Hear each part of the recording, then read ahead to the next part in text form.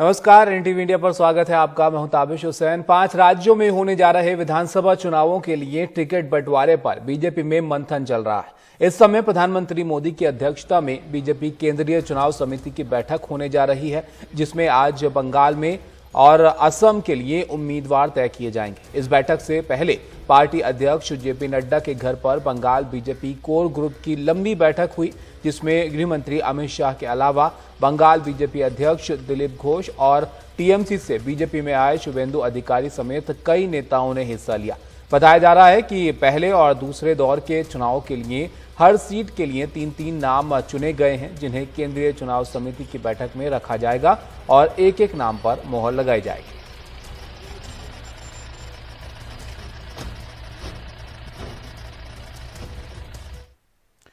लेकिन सबकी नजरें नंदीग्राम सीट पर टिकी हैं कि बीजेपी वहां से किससे उम्मीदवार बनाती है। नंदीग्राम टीएमसी से बीजेपी में आए शुभेंदु अधिकारी का गढ़ है और ममता बनर्जी पहले ही वहां से चुनाव लड़ने का ऐलान कर चुकी हैं। वो 11 मार्च को पर्चा भी दाखिल करेंगी। वहीं शुभेंदु अधिकारी ने आज जेपी नड्डा के घर हुई बैठक में नंदीग्राम से चुनाव लड़ने की इच्छा जाहिर की, लेकिन इस पर आखिरी फैसला बीजेपी की केंद्रीय चुनाव समिति को लेना है। शुभेंदु अधिकारी नंदीग्राम से लड़ने के लिए उन्होंने रिक्वेस्ट किया है। पार्टी का बैठक में सिद्धांत मैं चुनाव लड़ेंगे, लेकिन आज इसके चर्चा नहीं हुआ क्योंकि वो 4th फेज में है। आज पहले 2 फेज का बात हुआ। पहले 2 फेज में नंदीग्राम है। शुभेंदु अधिकारी लड़ना चाह, पार्टी निर्णय करेंगे। तो ममता के खिलाफ लड़ाई हो सकता है। ममता के सामने जरूर होगा। देखिए ना, जीतेंगे, भारतीय जनता पार्टी जीतेंगे। कितने सीटों पे फाइनल होगा, नाम करेगा? 60 सीटों के। अखिलेश जी के पास चलते हैं इस पर ज्यादा जानकारी के लिए। अखिलेश जी, आज बैठक हो रही है, कौन से बड़े नाम हैं जिन पर मोहर आज लग सकती है? और दूसरा, ये नंदीग्राम सीट को लेकर भी इसके महत्व को आप बताइए, क्योंकि ममता बनर्जी तो यहाँ पर अब लड़ रही हैं चुनाव। क्या शुभेंदु अधिकारी के नाम पर यह मोहर लग सकती है? और दूसरा, इसका कैसा असर चुनाव में पड़ेगा? ठीक है, शुभेंदु अधिकारी का ही नाम सबसे ज़्यादा चर्चा में इस वक्त है, क्योंकि नंदीग्राम में पहले 2 चरणों में ही मतदान होना है। तो ऐसे में बीजेपी को अभी नाम तय करना होगा। जैसे हमने कहा है कि पहले 2 चरण के उम्मीदवारों के नाम ही आज की बैठक में तय होने, हालांकि इनका ऐलान कल या परसों में होगा। नंदीग्राम इसलिए ज़्यादा महत्वपूर्ण है क्योंकि शुभेंदु अधिकारी वहाँ से विधायक थे, और साथ ही जो पूरा पूर्वी मिदनापुर और आसपास का इलाका है, वहाँ की जो 55 सीटें हैं वो बीजेपी की झोली में डालने का वादा करके वो बीजेपी में आए हैं। लगातार वहाँ पर वो यात्राएं कर रहे हैं, जनसभाएं कर रहे हैं। तो ममता बनर्जी ने उनको वहां बांधे रखने के लिए फैसला किया है कि वो नंदीग्राम से भी चुनाव लड़ेंगी। वो भवानीपुर से विधायक हैं, वो वहां से भी लड़ेंगी और नंदीग्राम से भी लड़ेंगी। तो इसलिए ये महत्वपूर्ण हो जाता है कि नंदीग्राम की सीट जो है वो एक तरह से कहे कि वीवीआईपी सीट पश्चिम बंगाल चुनाव में बन जाती है। तो इसीलिए बीजेपी आलाकमान को तय करना है कि शुभेंदु अधिकारी को वहां से लड़ाना है या नहीं लड़ाना है, क्योंकि ये एक तरह से प्रतिष्ठा का प्रश्न बन जाएगा। बीजेपी की कोशिश शुभेंदु अधिकारी को लाने की इसलिए थी क्योंकि आसपास के पूरे इलाके में उनका प्रभाव था, उनके परिवार वालों का। तो इसीलिए बीजेपी चाहती है कि ज़्यादा से ज़्यादा सीटें इस पूरे इलाके में बीजेपी की झोली में आए।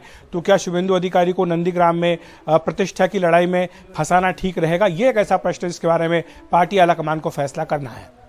और अखिलेश जी, मुख्यमंत्री का चेहरा कौन होगा, ये भी एक बड़ा सवाल है बीजेपी के लिए, क्योंकि ममता बनर्जी अपने आप को बंगाल की बेटी के हिसाब से प्रोजेक्ट कर रही हैं और ये बहाली का मुद्दा भी वहां पर उठ रहा है। तो क्या इस पर भी आज कोई चर्चा हो सकती है?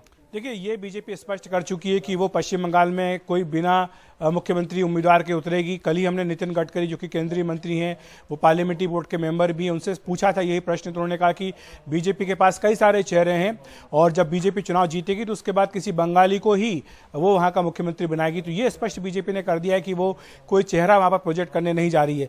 लेकिन फिर भी हम जानते हैं कि सरप्राइज देना एक आदत रही है मोदी अमित शाह जोड़ी की। 7 तारीख को पीएम नरेंद्र मोदी कोलकाता जा रहे हैं। सोशल मीडिया पर इस तरह की चर्चा चल रही थी कि क्या सौरव गांगुली उस दिन बीजेपी में शामिल हो सकते हैं, क्या बीजेपी उन्हें मुख्यमंत्री पद का उम्मीदवार घोषित कर सकती है। तो ये एक सरप्राइज एलिमेंट है, इसके लिए बीजेपी कह रही है कि आपको भी थोड़ा इंतजार करना होगा। शुक्रिया अखिलेश जी आपका सब जानकारी के लिए। तो आज महत्वपूर्ण बैठक हो रही है, जिसमें सीटों के बंटवारे को लेकर बीजेपी में आज मंथन यहां पर किया जा रहा है। आगे बढ़ते हैं और पश्चिम बंगाल विधानसभा चुनाव के लिए मुख्यमंत्री ममता बनर्जी ने भी कमर कसना शुरू कर दिया है। वो 11 मार्च को नंदीग्राम से पर्चा दाखिल करेंगी, जिसका ऐलान वो पहले ही कर चुकी हैं। ममता बनर्जी पेट्रोल और डीजल की बढ़ती कीमतों के विरोध में 7 मार्च को दार्जिलिंग से सिलीगुड़ी की पदयात्रा करेंगी जबकि 8 मार्च को कोलकाता में पदयात्रा में शामिल होंगी। इस बीच कोलकाता में टीएमसी मुख्यालय में आज एक अहम बैठक हुई है। इसमें मुख्यमंत्री ममता बनर्जी और उनके भतीजे अभिषेक बनर्जी समेत टीएमसी के कई बड़े नेता शामिल हुए। कोलकाता और अन्य सीटों पर पार्टी की स्थिति पर चर्चा की गई। कोलकाता की विधानसभा सीटों के हर वार्ड का विश्लेषण किया गया।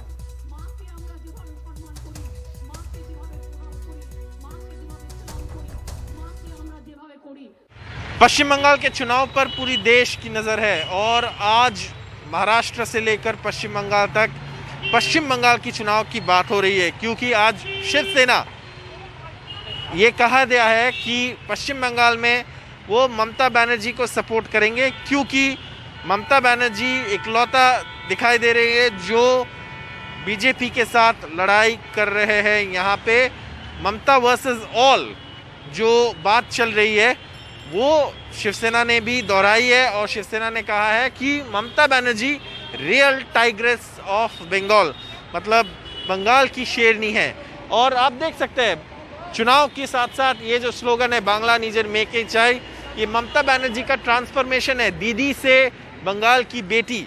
और ये भी एक चुनाव प्रचार में हर जगह आपको दिखाई देगा। कलकत्ता में आप जहाँ पे जाएंगे या पश्चिम बंगाल में आप जहाँ पे जाएंगे ये पोस्टर आपको दिखाई देंगे। इस वक्त ना सिर्फ शिवसेना ने सपोर्ट किया है, सूत्रों के अनुसार पता चला है कि एनसीपी जो है उनका भी कांग्रेस का जो यहाँ पे अब्बास सिद्दीकी के साथ टाई अप है उसको लेकर कुछ नाराजगी है, क्योंकि हमारे सूत्र ये कहते हैं कि एनसीपी यूपीए के साथ है, कांग्रेस के साथ है, लेकिन पश्चिम बंगाल में शायद वो भी यहाँ शरद पवार के पार्टी यहाँ पश्चिम बंगाल में ममता बनर्जी को ही सपोर्ट करेंगे।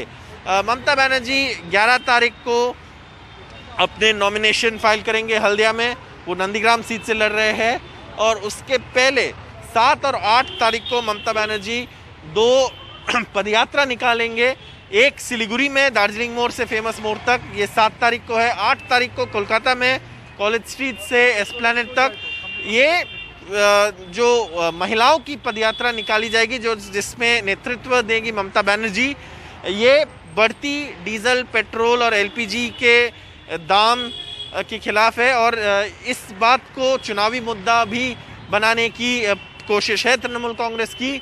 देश भर में जो एलपीजी के दाम बढ़े हैं और डीजल और पेट्रोल के जो दाम बढ़े हैं, तो चुनावी माहौल ना सिर्फ बंगाल में है, बंगाल की चुनाव की ऊपर पूरी देश की नज़र है और ये साफ साफ आज पश्चिम बंगाल में और देश में दिखाई दे रहे हैं। कैमरा पर्सन जीडी शंकर के साथ कोलकाता से सौरभ गुप्ता, एनडीटीवी इंडिया। বাংলাকে বিক্রি করতে যেও না।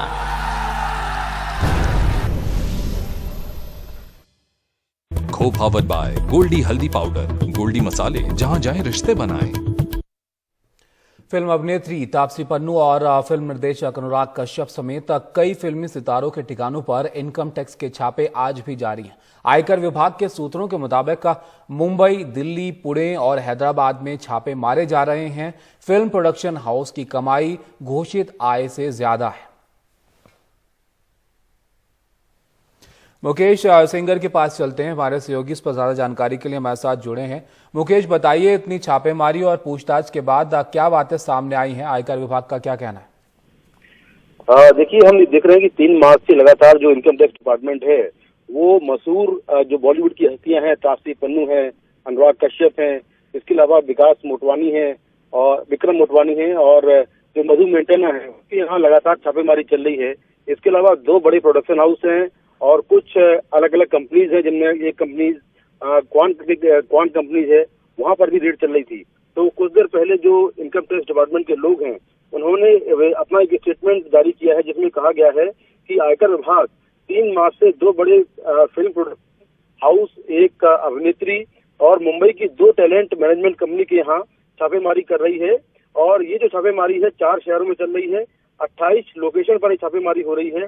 छापेमारी के दौरान इस बात के सबूत मिले हैं कि जो प्रोडक्शन हाउस हैं उनकी जो एक्चुअल इनकम है उससे ज्यादा वो खर्चा कर रहे हैं और इसके एक प्रॉपर एविडेंस मिले हैं। इसके अलावा कंपनी के अधिकारी 300 करोड़ रुपए के हिसाब का जो हिसाब है वो नहीं दे पाए कि आखिर ये पैसा कहाँ से आया। इसके साथ में जो फिल्म डायरेक्टर्स हैं और प्रोड्यूसर्स हैं, उनके जो शेयर धारकों के बीच में संबंध लेन देन को लेकर जो 350 करोड़ के कुछ हेरा फेरी के सबूत मिले हैं। और ये भी कहा गया है इनकम टैक्स सोर्सेज से कि तापसी पन्नू के पास 5 करोड़ रुपए की रिसिप्ट मिली है, जिसके बारे में उनसे पूछताछ जारी है। इसके अलावा प्रमुख प्रोड्यूसर्स और डायरेक्टर्स के खर्चों को लेकर फर्जीवाड़े की जानकारी मिली है और ये जो टोटल इनकम है करीब 20 करोड़ रुपए है। और अभिनेत्री जो तापसी पन्नू है उनके बारे में भी ऐसा ही पाया गया है। तो इनकम टैक्स डिपार्टमेंट ने बहुत सारे डिवाइस जब्त किए हैं, जिसमें फोन है, लैपटॉप है, बहुत सारा डेटा मिला है, जिसमें हार्ड डिस्क जब्त की गई है और 7 ऐसे लॉकर मिले हैं जिनकी फिलहाल जांच चल रही है। और अभी भी इनकम टैक्स डिपार्टमेंट के लोग लगातार अलग अलग लोकेशन पर छापेमारी कर रहे हैं, जिसमें मशहूर नामचीन जो बॉलीवुड की हस्तियां हैं उनके यहाँ लगातार अभी रेड जारी है। शुक्रिया मुकेश आपका सब जानकारी के लिए। तो जैसे कि मुकेश बता रहे थे, अभी भी रेड जारी है। आयकर विभाग के सूत्रों के मुताबिक जो जानकारी है मुकेश भी दे रहे थे वो ये कि प्रोडक्शन हाउस की कमाई घोषित आय से ज्यादा पाई गई है और कंपनी के अधिकारी 300 करोड़ रुपए का हिसाब नहीं दे पाए। ये तमाम इस पूरे मामले को लेकर अभी भी जो इनकम टैक्स की रेड है, छापेमारी है, वो जारी है। और इस छापेमारी पर कांग्रेस नेता राहुल गांधी ने ट्वीट करके मुहावरों में मोदी सरकार पर हमला बोला है। राहुल गांधी ने ट्विटर पर लिखा कि कुछ मुहावरे, उंगलियों पर नचाना, केंद्र सरकार, आयकर विभाग, ईडी, सीबीआई के साथ ये करती है, भीगी बिल्ली बनना, केंद्र सरकार के सामने मित्र मीडिया, खिसियानी बिल्ली खंबा नोचे, जैसे केंद्र सरकार किसान समर्थकों पर रेड कराती है।